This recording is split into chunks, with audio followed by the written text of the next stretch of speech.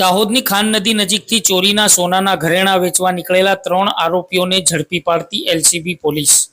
દાહોદ જિલ્લા એલસીબી પોલીસને બાતમી મળી હતી કે ડુંગરપુર ગામની ખાન નદી નજીક બાકડા ઉપર બેસી 3 ઈસમો ચોરીના ઘરેણાં વેચવા માટેની ફિરાકમાં છે તેવી બાતમીના આધારે એલસીબી પોલીસે વોચ ગોઠવી અને 3 ઈસમોને ઝડપી પાડ્યા હતા.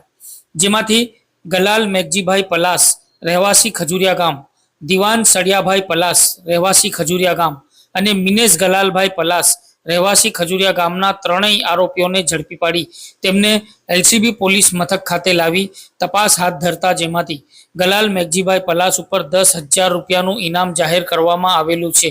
તે ઇનામી આરોપી હતો. જ્યારે દાહોદ એલસીબી પોલીસે 3 ઇસમોની ઘનિષ્ઠ પૂછપરછ કરતા 8 જેટલા ચોરીના ગુનાઓનો ભેદ ઉકેલી કાઢી અને ચોરીના ગુનાઓને ડિટેક્ટ કરવામાં સફળતા મળી છે. જેમાંથી દાહોદ રૂરલ પોલીસ મથકના હદ વિસ્તારમાં એક મકાનમાં દિવાલમાં બાકોરું પાડી અને ઘરમાં ઘૂસી ઘરમાંથી લૂંટ કરવામાં આવી હતી. એ ગુનો પણ ડિટેક્ટ થયો છે. ત્યારે રણધીકપુર પોલીસ મથકની હદ વિસ્તારમાં ટ્રાન્સજેન્ડરના ઘરમાં થોડા દિવસ પહેલા થયેલી લૂંટનો ભેદ પણ ઉકેલાયો છે અને ગરબાડા પોલીસ મથક વિસ્તારમાં એક મકાનમાં બાકોરું પાડી તેમાંથી પણ ચોરી કરી હોવાની કબૂલાત કરી છે.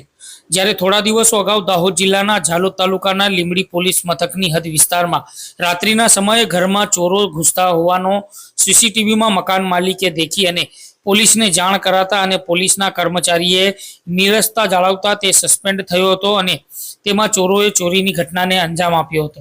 તે ગુનાનો ભેદ પણ ઉકેલાઈ ગયો છે. જ્યારે પીપલોદ પોલીસ મથકની હદ વિસ્તારમાં તેમજ મધ્યપ્રદેશના શાજાપુર અને દાહોદ જિલ્લાના ફતેપુરા પોલીસ મથકની હદ વિસ્તારોમાં તેમજ Dahod town B division police મથકની હદમાં 2023માં ઘરફોડ ચોરીની ઘટનાને અંજામ આપવામાં આવ્યો હતો. તે ગુનાનો ભેદ પણ ઉકેલાઈ ગયો છે.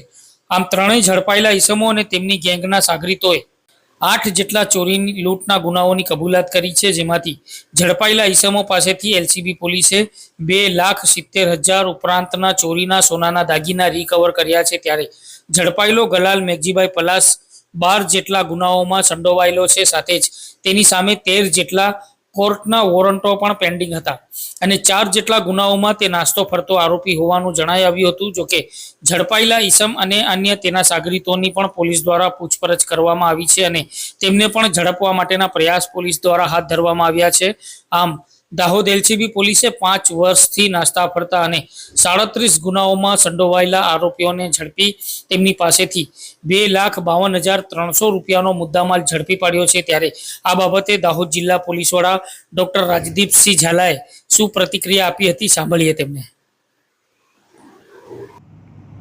દાહોદ જિલ્લામાં મિલકત સંબંધી ગુનાઓ અટકાવવા અને જે ગુનાઓ બનેલા હતા એ ગુનાઓને ડિટેક્ટ કરવા માટે એલસીબીની અલગ અલગ ટીમો કાર્યરત હતી.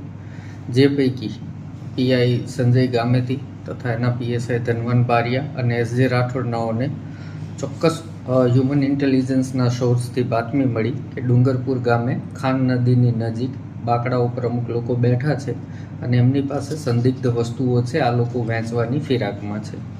જેના આધારે તાત્કાલિક એલસીબીની ટીમે ત્યાં જઈ અને 3 લોકોને શંકાસ્પદ ઇસમોને પકડી પાડેલા. જે પૈકી ગલાલ મેઘજીભાઈ પલાસ ખજુરિયા ગામનો છે, દિવાન સળિયા પલાસ એ પણ ખજુરિયા ગામનો છે જે ગલાલ મેઘજીનો ભત્રીજો થાય, અને મિનેશ ગલાલ પલાસ જે ગલાલ મેઘજીનો છોકરો થાય. આ 3 ઈસમો પાસેથી સારી એવી માત્રામાં ઘરેણાઓ વગેરે પ્રાપ્ત થયેલ, જે અંગે તેઓ કંઈ જણાવી શકેલ નહીં. અને ગલાલ મેઘજીના ઉપર 10,000નું ઇનામ જાહેર કરવામાં આવેલું હતું, એટલે આ એક ઇનામી બદમાશ પણ હતો. આ 3 આરોપીઓને એલસીબી ખાતે લાવી ઊંડાણપૂર્વક પૂછપરછ કરતા આશરે 8 જેટલા ગુનાઓનો ભેદ ઉકેલવા પામ્યો છે. જેમાં દાહોદ રૂરલની એક દિવાલમાં બાકોરું પાડી અને વેપારીના ઘરમાં ઘૂસી કરવામાં આવેલી લૂંટ, રણધીકપુરમાં હમણાં થોડા સમય પહેલાં ટ્રાન્સજેન્ડરને ત્યાં ઘરમાં ઘૂસી અને કરવામાં આવેલી લૂંટ, એ જ રીતે ગરબાડા ખાતે પણ દિવાલમાં બાકોરું પાડી અને કરવામાં આવેલી ચોરી.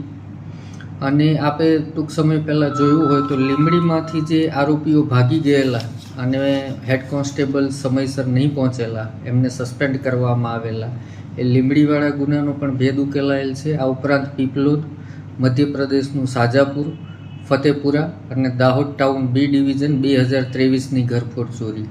આમ આ 8 ગુનાઓની કબૂલાત આરોપીએ કરેલ છે, જેમાંથી પોલીસને 2,70,000ની આસપાસનો મુદ્દામાલ પ્રાપ્ત થયેલ છે.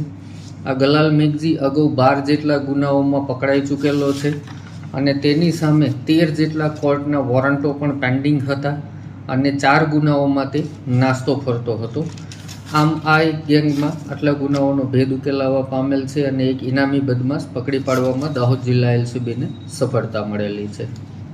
સર, આ ગેંગમાં અમારી તપાસ ચાલુ છે. એ પ્રમાણે હજી અન્ય 6 થી 7 લોકોની સંડોવણી હોવાની પૂરેપૂરી સંભાવના છે. એ તમામની તપાસ હાલમાં ચાલુ છે.